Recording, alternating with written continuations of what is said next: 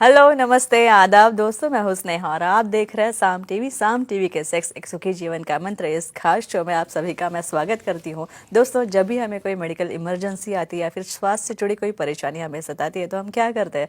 सबसे पहले हम जाके ये सारी चीज़ें हमारे दोस्तों या परिवारजनों के साथ शेयर करते हैं। लेकिन बहुत से लोगों के सेक्स लाइफ की जुड़ी जो परेशानियाँ होता है वो काफ़ी हद तक ज़्यादा होती है, उनका दायरा जो है वो बहुत होता है और इसीलिए कई लोगों को कई तरीके दिक्कतों का सामना जो है सेक्स से जुड़ी दिक्कतों का सामना करना पड़ता है। पर अफसोस कोई इसके बारे में खुल के बात नहीं करना चाहता, क्योंकि हमें शर्म आती है, हमें हिचकिचाहट महसूस होती है। लेकिन दोस्तों, अब शर्माने की बिल्कुल ज़रूरत नहीं है, क्योंकि डॉक्टर विजय दहीफले जो कि सेक्सोलॉजिस्ट, यूरोलॉजिस्ट और एंड्रोलॉजिस्ट हैं, ये आपके सेक्स से जुड़ी सारे सवालों का और सारी समस्याओं का समाधान करेंगे। बहुत ही सरल ढंग से समाधान करेंगे। तो शुरुआत करने से पहले जानते हैं डॉक्टर विजय दहीफले जी के बारे में।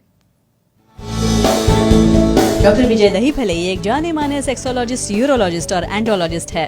डॉक्टर विजय दहीफले जी के क्लिनिक संभाजी नगर, हैदराबाद, दिल्ली में द्वारका, पुणे तथा नवी मुंबई में नेरुल, खारघर मेडिकोर हॉस्पिटल, थाने, दादर, अंधेरी, कल्याण, नासिक, नागपुर, अहमदाबाद और दुबई में भी है। डॉक्टर दहीफले जी का भारत तथा अन्य देशों में कॉन्फ्रेंसेस और सेमिनार्स के लिए हमेशा आना जाना रहता है, जिनके माध्यम से डॉक्टर विजय दहीफले सेक्स संबंधी सभी समस्याओं पर सलाह एवं मार्गदर्शन करते हैं।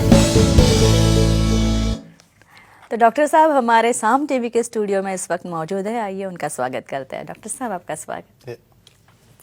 नमस्ते। पहले जानेंगे कि पुरुषों में ये जो पेनाइन इम्प्लांट किए जाते हैं, इसके कुछ आकार या फिर साइजेस होते हैं क्या? इन कौन से साइजेस होते हैं सर इसके? ये बहुत बेहतरीन इंपॉर्टेंट क्वेश्चन है और हमारे दर्शकों को इम्प्लांट के बारे में बहुत क्यूरियोसिटी है, इसलिए हमने डिटेल में टॉपिक लिया है, उनसे पूरा डिस्कशन कर लेते हैं। साइज और शेप लोगों को काफी बार पता नहीं चलता। साइज मैटर करता है मिलीमीटर में और शेप रहता है राउंड है, बेंड है, यानी उसका एंगुलेशन से।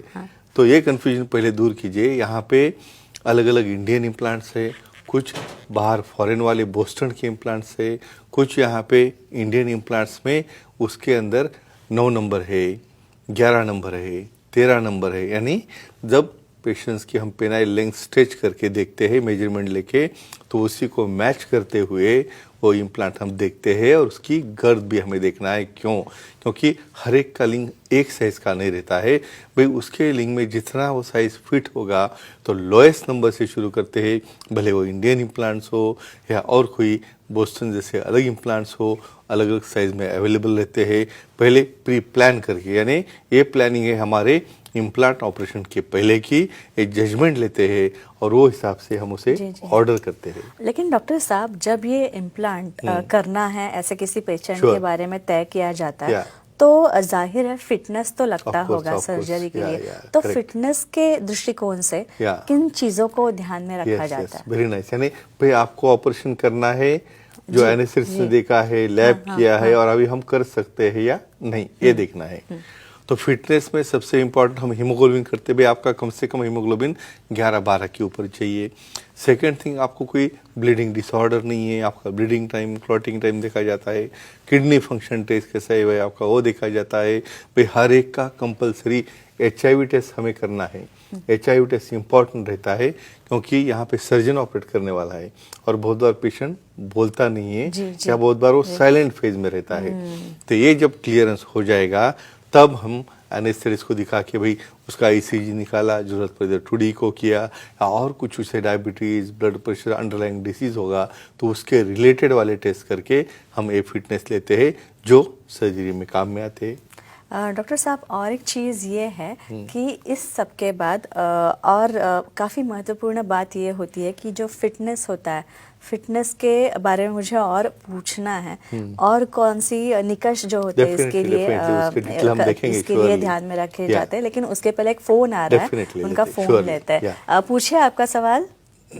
हेलो सर जी, बोलिए।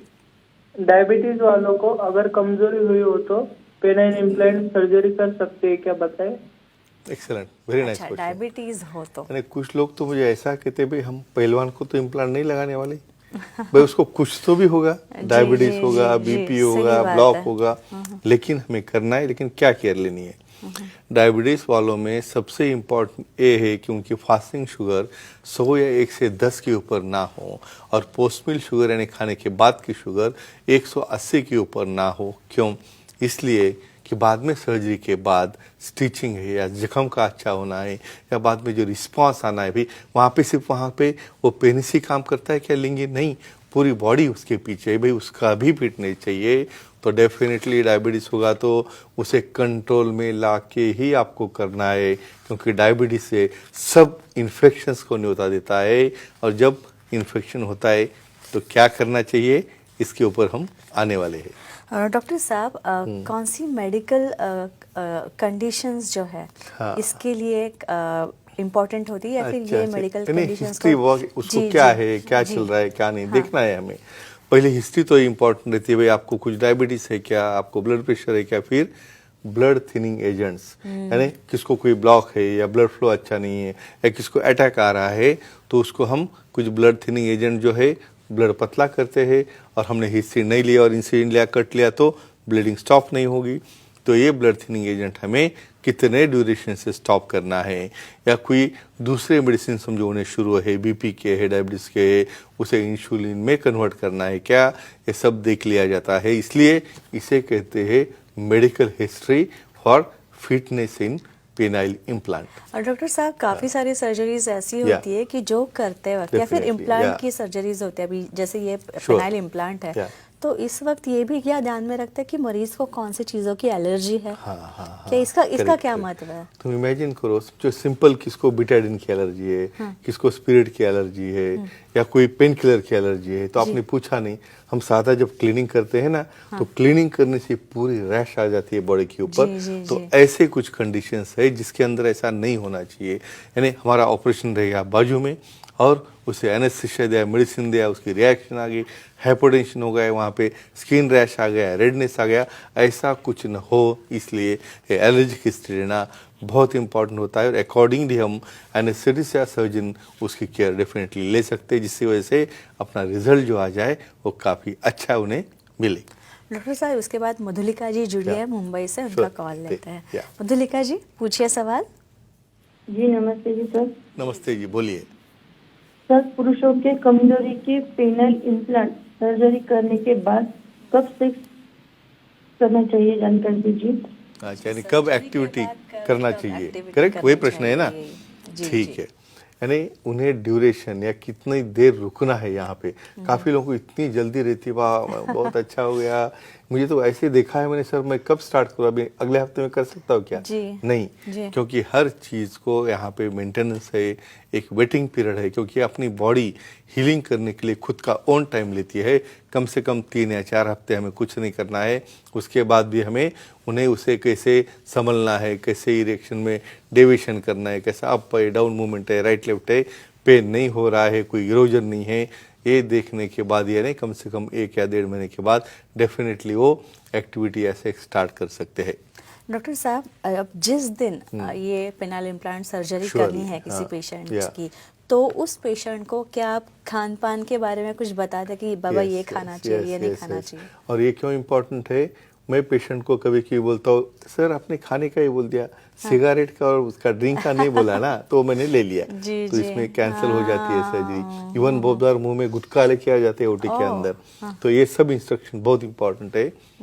फ्रेंड्स, आपको कहता हूँ, देखो आपको रात के 12 बजे, मतलब समझो मॉर्निंग में 9 बजे सर्जरी, 6 या 7 घंटा पूरा खाली पेट रहना है। उसके पहले दिन भी थोड़ा लिक्विड डाइट वगैरह लेना है, हेवी डाइट नहीं लेना है, और डेफिनेटली बाय डिफ़ॉल्ट खाना पीना नहीं, मतलब इसके अंदर सिगारेट, गुटखा, स्मोकिंग, ये सब कुछ आ गया है, वो लेना नहीं। क्यों? क्योंकि एनेस्थेसिया देते हो तो इसके साइड इफ़ेक्ट हो सकते हैं, और इसलिए हमें कंफर्म करना है अगले दिन कि उन्होंने कुछ खाया नहीं, पिया नहीं, तो ही हम पोस्ट ऑपरेटिव आउटकम जो रहता है सर्जरी का, इससे वो असर करता है आउटकम आने में, या बाद में जो पोस्ट ऑपरेटिव रिकवरी रहती है वो अच्छा होने में।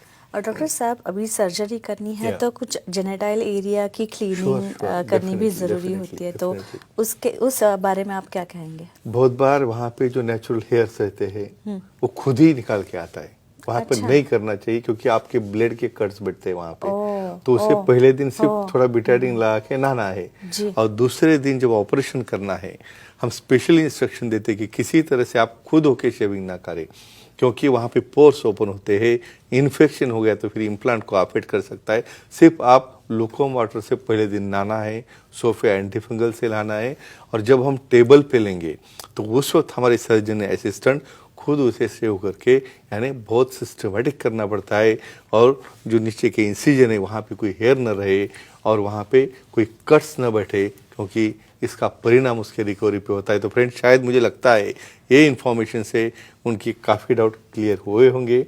इसलिए आप खुद भी देखिए, और जिसको डर है इम्प्लांट का, भाई उन्होंने उसको तो पहले दिखाइए। जी, क्योंकि आपके सवाल तो हमारे लिए बहुत महत्वपूर्ण है, मायने रखते हैं, लेकिन आपके सुझाव भी डॉक्टर साहब काफ़ी सुझाव भी देते हैं हमारे दर्शक हमें, तो वो भी हम ऑलवेज वेलकम। आपके जो कुछ सजेशन है वो हम हमेशा ही उनका स्वागत करते आए और इसके आगे भी करेंगे। तो दोस्तों, ये थे हमारे खास मेहमान डॉक्टर विजय दहीफले, जिन्होंने सेक्स समस्या और उनके हवाले पर बहुत ही उम्दा जानकारी दी, साइंटिफिक इन्फॉर्मेशन दी, वैज्ञानिक जानकारी दी। लेकिन आपको भी उनसे मिलना है, उनसे सलाह लेनी है, उनसे सवाल पूछना है, तो स्क्रीन पे जो नंबर दिए गए वो नोट डाउन कर ले। साथ ही उनके सारे सेंटर्स के नाम अंधेरी, दादर में, नवी मुंबई, नेरुल, खारघर तथा थाने, कल्याण, पुणे, नासिक तथा संभाजी नगर, हैदराबाद, नागपुर, दुबई में भी डॉक्टर साहब के सेंटर्स हैं। यहाँ पे आप जा सकते हैं, उनसे सलाह मशवरा कर सकते हैं। फिर एक बार बता दूं, उनके सारे सेंटर्स के नाम और नंबर्स हमने दिए हैं, वो नोट डाउन कर लीजिए। उनकी वेबसाइट है sexologistvijaydahifale.in। इस पे आप जाएंगे तो आपको अपॉइंटमेंट का बटन दिखेगा, वो क्लिक कीजिए और बड़ी आसानी से आप डॉक्टर साहब की अपॉइंटमेंट लेके उनसे मिल सकते हैं। तो डॉक्टर साहब, बहुत अच्छा, बहुत अच्छी जानकारी आपने दी और दर्शकों के भी काफ़ी अच्छे सवाल आए। ये तो मुझे हमेशा कहना पड़ता है कि बहुत बहुत बहुत ही अच्छा रिस्पांस होता है हमारे सारे वीडियोस को, सारे क्लिप को। तो फिर एक बार आप दर्शकों का बहुत बहुत शुक्रिया। और डॉक्टर साहब, अब दर्शकों का विदा लेते हैं, तो चलिए, गुड नाइट, शब्बा खैर, अपना ख्याल रखना, खुश रहना, खुशहाल रहना, नमस्ते।